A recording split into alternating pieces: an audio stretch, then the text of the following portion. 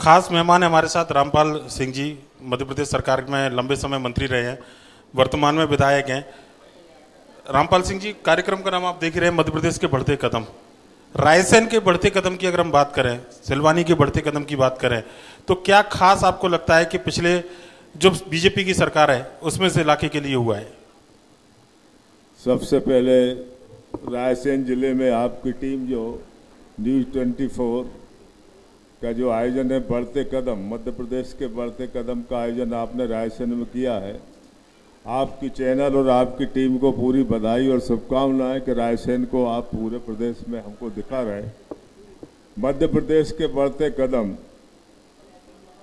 90 में हम लोग विधायक बने, पहली बार विधानसभा में 5 साल के लिए चुने गए थे। राम मंदिर के मुद्दे पे हमारी 4 सरकारें गिराई गईं। 10 साल विपक्ष में हम विधायक रहे। कांग्रेस में निरंतर मांग करते रहे कि रायसेन में सड़क, रायसेन से भोपाल सड़क दे दीजिए, पुल बना दीजिए, बेगमगंज की सड़क, उदयपुरा की NH बना दीजिए, लेकिन माननीय दिग्विजय सिंह जी ने एक भी काम रायसेन जिले का नहीं किया और रायसेन जिला काफी पिछड़ गया कांग्रेस के शासनकाल में। जहां से मैं निर्वाचित होकर आया हूं, उदयपुरा विधानसभा क्षेत्र से 4 बार विधायक रहा, सबसे उपेक्षित और काला पानी माना जाता था। लगभग 200 गांव पहुंच भी रहते थे। वहां 4 महीने आवागमन बंद रहता था, 4 महीने का खाद्यान्न भेजा जाता था। मैंने निरंतर विधानसभा में मांग उठाता रहा, लेकिन सरकार ने 1 किलोमीटर सड़क मुझे 10 साल में नहीं दी और रायसेन की घोर उपेक्षा हुई। मैंने विधानसभा में क्वेश्चन लगाया तो वहां मैंने पूछा सिंचाई का रकबा क्या है हमारे क्षेत्र में, बेगमगंज, उदयपुरा, सिलवानी में। तो सिंचाई जवाब सरकार का रिकॉर्ड में विधानसभा में लिखा हुआ है सिंचाई का प्रतिशत 0। फिर पेयजल का पूछा, पेयजल योजना एक नहीं थी, सड़क एक नहीं थी। और ये पुराने शासन, कांग्रेस के शासन काल में ये प्रमाणित चीजें हैं, हम जो बता सकते हैं। अभी भी आप देख सकते हैं कि रायसेन से भोपाल जाने में 2003 के पहले कितने घंटे लगते थे। बेगमगंज जब जाते थे तो खेतों में तो रास्ता बनाते थे, बरसात में तो रोड जाम हो जाता था। यहाँ पुल भी नहीं था, रायसेन तो अवरुद्ध हो जाता था, दोनों तरफ से गिर जाता था। लेकिन बड़े पुलों का निर्माण, ये सब काम जैसे ही भारतीय जनता पार्टी में हमारे लोकप्रिय मुख्यमंत्री माननीय शिवराज जी चौहान साहब आए, जब दीदी सुषमा उमा भारती जी बनी मुख्यमंत्री, माननीय मुख्यमंत्री जी, और जब से फिर विकास की गाथा, विकास का पथ, बढ़ते कदम तेजी से बढ़ते गए और रायसेन जिला प्रगति के पथ पर तेजी के साथ आगे बढ़ रहा है। सड़कों के मामले में, चहुमुखी सिंचाई के मामले में, हर क्षेत्र में, शिक्षा के क्षेत्र में, स्वास्थ्य के क्षेत्र में अद्भुत काम रायसेन में अभी हुए हैं और वो लोग अब देख रहे हैं, महसूस कर रहे हैं। एक बड़ा मुद्दा है यहाँ पर कि हालांकि प्रोग्राम जी स्थानीय विधायक है यहाँ पर नर्मदा जी की कृपा रायसेन के ऊपर है। हलाली डैम का पानी रायसेन में आता है, बड़ी लोगों की इच्छा है कि नर्मदा जल यहाँ तक पहुंचे। आप लंबे समय मंत्री रहे हैं, इसको लेकर कोई प्रयास हुए या कोई कार्य योजना है सरकार की? इसके लिए खुशखबरी है माननीय चौधरी साहब को भी, और हम भी आपको बधाई देते हैं कि नर्मदा जल रायसेन में आ रहा है। रायसेन में भी आ रहा है, पूरे जिले में। माननीय मुख्यमंत्री जी को बधाई देते हैं कि पूरे रायसेन जिले की जितनी योजना थी, हर गांव में स्वच्छ पानी पहुंचेगा। बारना डैम से, सेमरी जलाशय से और नर्मदा मैया की कृपा होगी, हर घर नल पहुंचाने की योजना है और उसमें राशि भी स्वीकृत हो गई है। वो भी आंकड़े हम आपको उपलब्ध करा देंगे।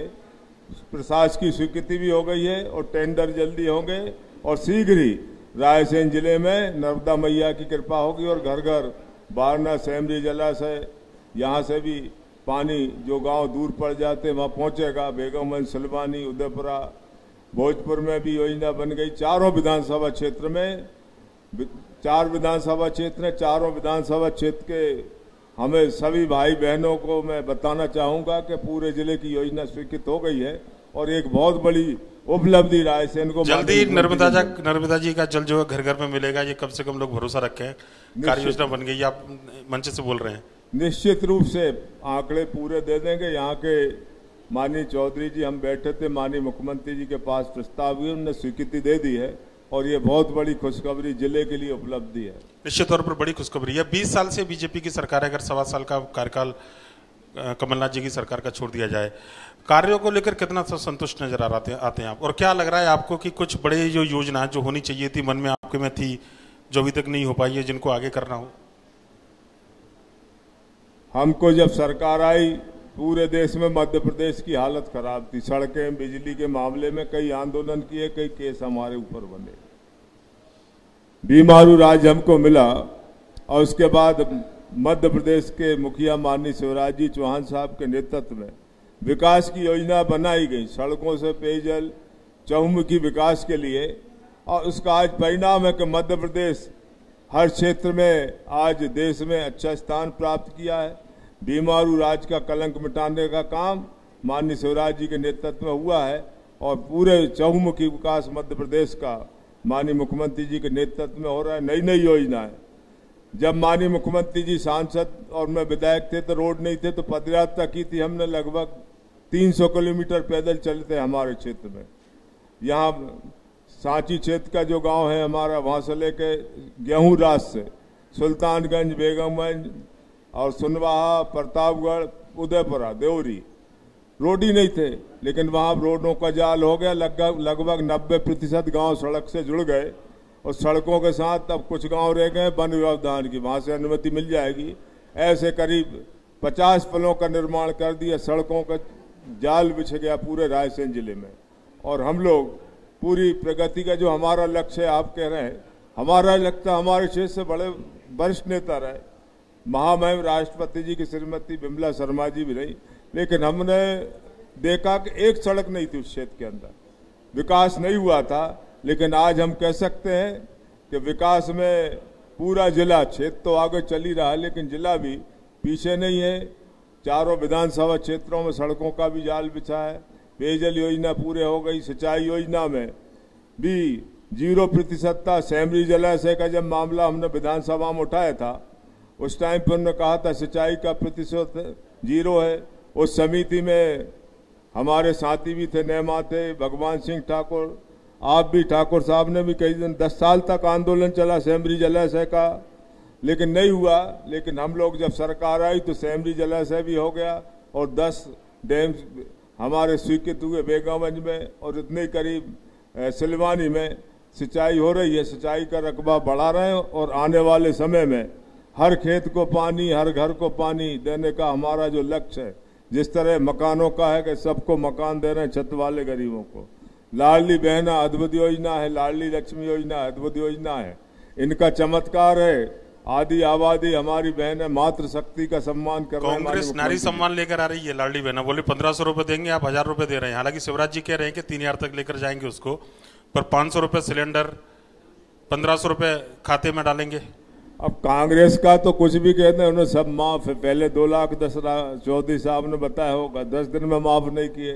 युवाओं को बेरोजगारी भत्ता नहीं दिया, 3 कलर के फार्म 3 बार भरवाए।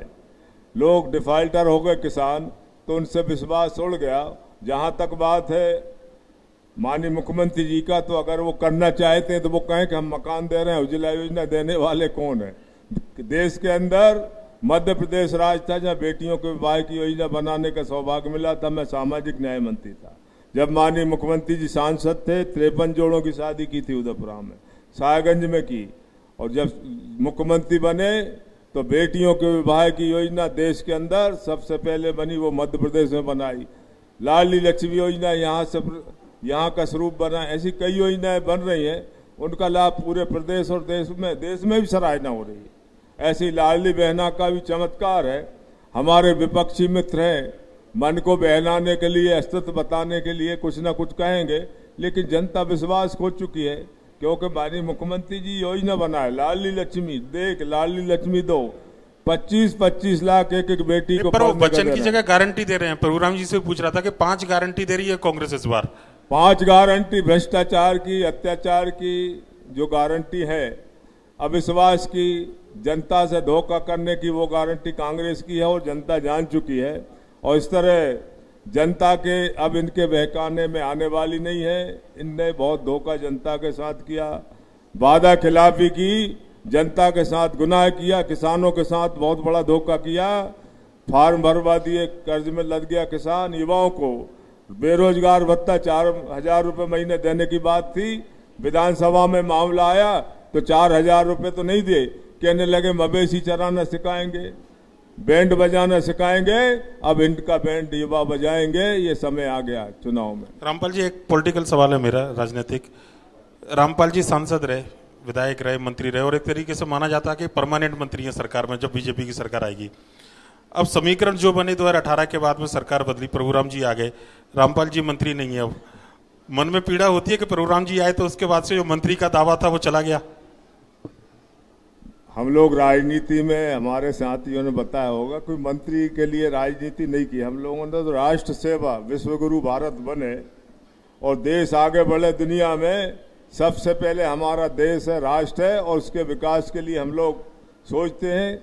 जहां तक मंत्री पद का सवाल है, हम लोग तो 5 साल के लिए जनता ने हमको बाहर कर दिया था, लेकिन प्रभु राम जी की कृपा हुई हमारे ऊपर, बीच में राइट हो गए आउट से। अच्छा हमें मौका मिला, 15 महीने के कुशासन, अत्याचार से हमको मुक्ति मिली। भ्रष्टाचार का अड्डा हो गया था, छापे लग रहे थे, करोड़ों रुपए मिल रहे थे। भोपाल में अत्याचार हो गया था, तबादलों में भ्रष्टाचार, और अपराध भी, क्राइम भी बढ़ रहा था मध्य प्रदेश में, उसे रोका। और अब माननीय मुख्यमंत्री जी के नेतृत्व में मध्य प्रदेश का चहुमुखी विकास हमारे हो रहा है।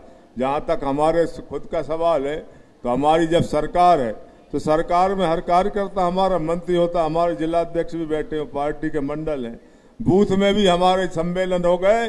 देश के अंदर एक पार्टी जिसका बूथ सम्मेलन हो चुका पूरे जिले में, जो पावर मंत्री रहते थे वो है रामपाल जी के पास काम कराने की, कार्यकर्ताओं को, क्षेत्र के लोगों की। हर कार्यकर्ता के पास पावर है, फोन करते तुरंत काम होते हैं, और हर कार्यकर्ता हमारा नेता है। हर कार्यकर्ता गांव में बैठा हुआ है, मंत्री से कम नहीं है। मंत्री तो सीमा में बंधे रहते, लड़ नहीं सकते, झगड़ नहीं सकते, लेकिन ये कार्यकर्ता तो कहीं भी माननीय प्रधानमंत्री जी को फोन कर सकते हैं, हमसे लड़ सकते हैं, हाथ पकड़ सकते हैं। इनको ज्यादा अधिकार कार्यकर्ताओं को होता है, मंत्रियों से ज्यादा अधिकार हमारी पार्टी में।